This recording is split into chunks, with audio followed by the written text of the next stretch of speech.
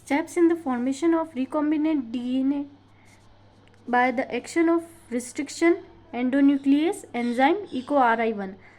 सो ये बायोटेक्नोलॉजी का एक टॉपिक है। रिस्ट्रिक्शन एंडोन्यूक्लियस एक एंजाइम है ये एंजाइम क्या करता है, जो डीएनए होता है उसके दोनों स्ट्रैंड्स को कट कर लेता है किसी पर्टिकुलर इसकी जो न्यूक्लियोटाइड सीक्वेंस होती है उसके अंदर। जैसे कि मान लीजिए कोई पर्टिकुलर, अब जैसे कि इसके अंदर दे रखी है GAATTC। अब ये जो है ये एक पर्टिकुलर न्यूक्लियोटाइड सीक्वेंस है। इस पर्टिकुलर न्यूक्लियोटाइड सीक्वेंस को ये अपनी एक फिक्स प्लेस पर ही काटेगा। जैसे कि अब ये यहाँ पर GAATTC दे रखा है। अब ये जो स्ट्रैंड्स है इन दोनों के बीच में ये कहाँ पर काटेगा, G और A के बीच में। ये दूसरे किसी भी अदर प्लेस पर नहीं काटेगा। तो आज मैं आप लोगों को बताने वाली हूँ कि रिकॉम्बिनेंट डीएनए बनाने के अंदर क्या क्या फॉलोइंग स्टेप्स होते हैं। अब सबसे पहले action of restriction enzyme. Restriction enzyme क्या करता है, डीएनए को कट करने का काम करता है, और लाइगेज क्या करता है, उसी कट किए हुए दो अलग अलग डीएनए को जोड़ने का काम करता है।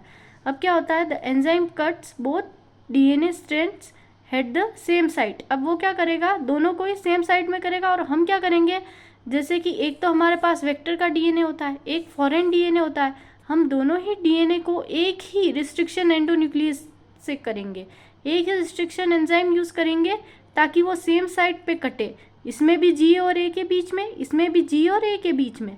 The EcoRI1 cuts the DNA between bases G and A only when the sequence GAATTC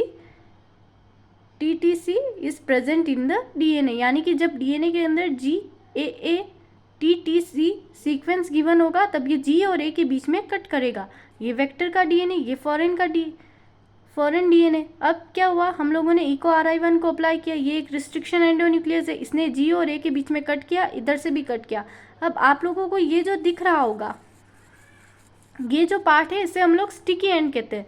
अब स्टिकी एंड क्या होता है, दोनों साइड में प्रेजेंट होता है, और ये क्या करता है, हाइड्रोजन बॉन्ड का फॉर्मेशन करता है।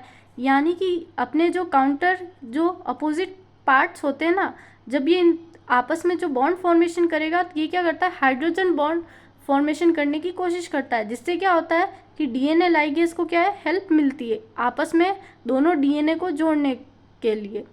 अब ये स्टिकी एंड है और इसके अंदर ये भी क्या है, स्टिकी एंड है। अब ये क्या करता है, एक इम्पॉर्टेंट बात और है कि ये कभी भी क्या है, सेंटर पे कट नहीं करेगा। अब ये सेंटर पे कट क्यों नहीं करेगा, क्योंकि अगर इसने सेंटर पे कट किया तो इसे स्टिकी एंड्स नहीं मिलेंगे, इसलिए इसने क्या किया, साइड में कट किया। अब ये यहाँ से क्या करेगा, ज्वाइन कर लेगा, कुछ इस तरीके से पूरा फॉर्मेशन करेगा। DNA fragments join at the sticky ends. यहाँ पर डीएनए लाइगेज का यूज़ किया हम लोगों ने एंजाइम का, और फिर इस तरीके से हमारा रिकॉम्बिनेंट डीएनए बना, जिसके अंदर ये जो पार्ट है ये है फॉरेन डीएनए का, और ये जो पार्ट है ये है वेक्टर डीएनए का।